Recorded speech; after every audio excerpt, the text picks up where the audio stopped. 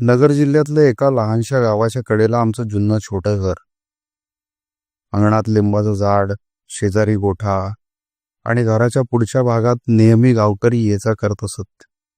त्या दिवशी सकाळपासून घरात गडबड गोंधळ, कारण आमच्या गावातल्या मोठ्या देवळात उत्सव होता आणि म्हणून आमच्या घरी दूरचे नातेवाईकांचं आगमन झालं होतं.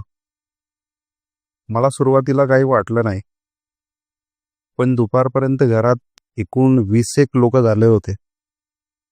कोणाच्या हातात बॅग, कोणाच्या खांद्यावर बाळ, कोणाच्या तोंडात तंबाखू, घरात आवाजाचा गोंगाट.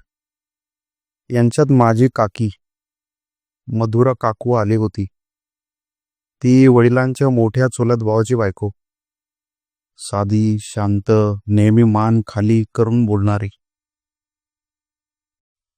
साडी नेसण्याची तिची एक वेगळीच नीटनेटकी पद्धत होती.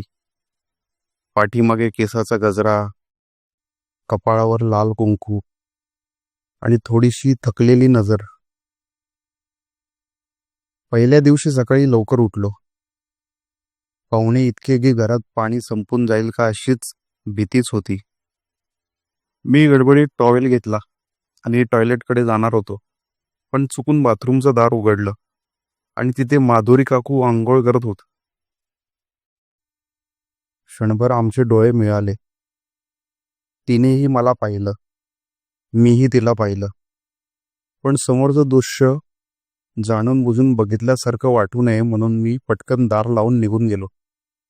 त्यानंतर त्याविषयी ना मी काही बोललो ना तिने. पण दिवसभरात काम करताना